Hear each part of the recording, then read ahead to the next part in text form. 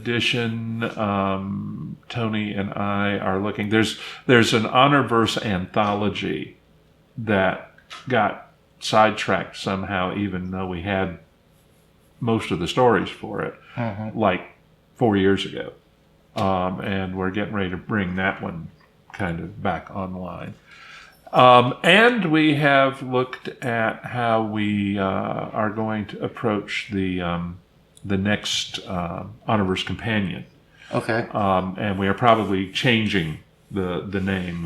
House of Lies is what we were going to go with, but we are probably going to go with like House of Shadows this time around. The other one that's out is House of Steel. House of Steel. And what it actually will be a short, for me, Honorverse novel with appendices, which we think will have a broader appeal to the readership. And if I can pull it off, the short story will the novel will span 20 odd years, at least. And it will bring together the people who are most responsible for restoring the Republic of Haven from very junior points in their lives to where they kind of converge in that climactic moment when they actually restore the Constitution they've been fighting for openly or clandestinely for 20 plus years. So I think it's going to be good. It's going to be challenging logistically to get it done in a novel that is shorter than some of my more recent books. Although Uncompromising Honor is actually not especially long. And Through Fiery Trials is a little bit longer as a novel than its predecessor, but it actually has a lot fewer pages because I didn't give the whole comprehensive appendix of every single named character in the book kind of thing.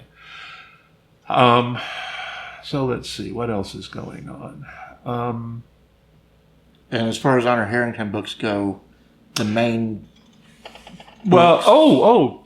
Ta-da! Eric Flint and I are working on the next in the Crown of Slaves novels, which is going to be a convergence of our daring-do secret agents from the Honorverse, including Damien Harahap and Indiana Graham,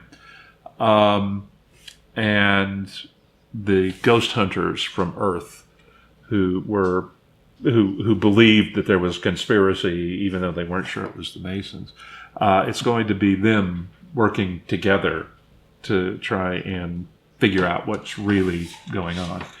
I won't tell you whether or not they succeed, but so that's another little collaboration I got ticking away over here. I mean, really, when I think about it, solo books I have not gotten a lot done on in the last couple of years, last year. But it isn't because I haven't been busy, even with the concussion. It's just been that there was things that I could do and things that I couldn't do while that was going on.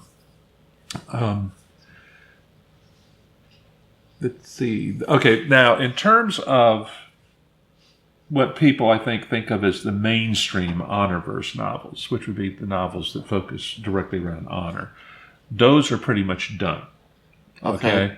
And those are done largely because Honor is now way too senior. I can't send her out in Fleet Command anymore. And that means that I refuse to do a Jim Kirk, and keep demoting her or whatever so that she can go out and command ships and fleets and whatnot. I always thought that was the stupidest part of the entire Trek canon. Of course, on the other hand, Trek clearly didn't understand captains because, the one guy you don't send down to be eaten by the aliens is the captain of the ship. John Luke got that right. It's like, send Riker down. We won't miss him, But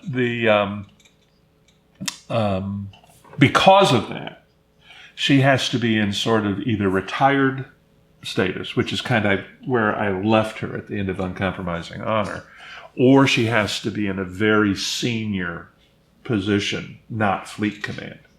Okay. So I can't use her as the lens anymore.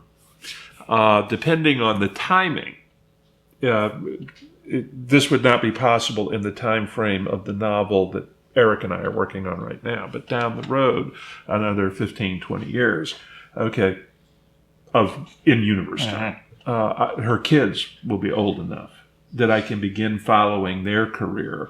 Okay, and like here I am in the shadow of my mother, and my father, and oh crap, I think I better become a violinist because if I go into the Navy and blow, and everybody's going to say, well, he's not half the man his mother was, kind of thing.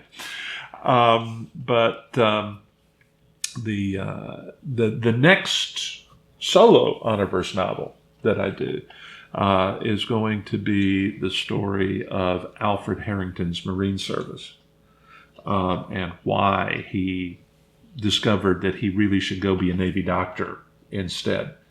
And the answer to that is it's because he's probably the only person in the Star-King Romantic who is better at killing people than his daughter.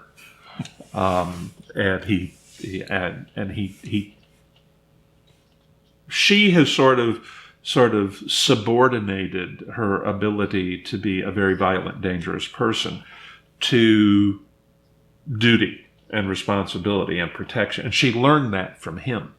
Okay.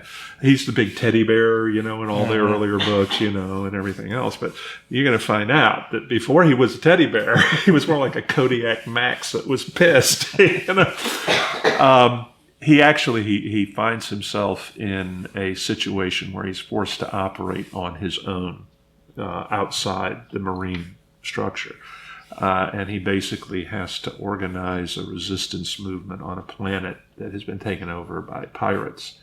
And the body count is really, really high by the time it's all over. And what scares him the most is that when he's right in the middle of the firefight, okay, he doesn't care. All right, he's here to do the job, and whatever it takes to do the job, he's going to do. And he realizes that he's performing at a level higher than he ever thought that he could perform at. But it also scares him because it's like, okay, my judgment, where was it? Okay, now somebody looking in from the outside would say he had pretty good target identification, so, but he's the one who has to deal with what he's done. And so he decides that he needs to put himself in a position where that won't happen again. And that's actually a huge part of what goes on in my short story, Beauty and the Beast, where he and Honor's mom meet each other. Okay. So that will sort of set some of that context for it.